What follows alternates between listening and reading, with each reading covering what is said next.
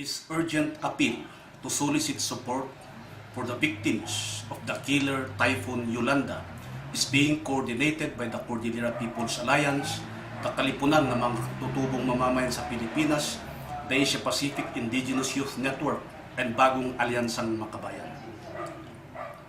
Overseas, we have requested our partners and friends to coordinate this campaign, such as Land is Life, in our behalf in the US.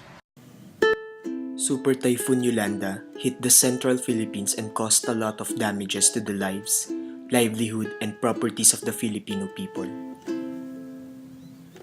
Among the affected are the indigenous peoples in the islands of Panay, Mindoro, and Palawan. At least 50 indigenous communities of Tumandok, Ati, Hanunuo, Buhid, Bangon, Alangan, and Tagbanwa were directly affected by the typhoon.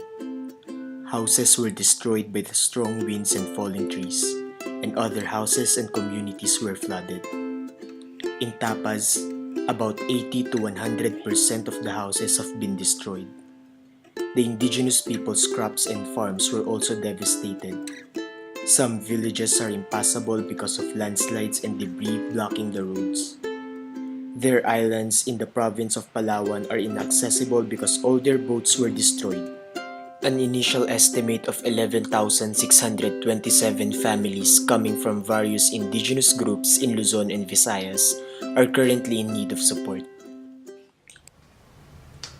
We are urgently appealing for your support and solidarity to help our people in dire need at this time of disaster and emergency.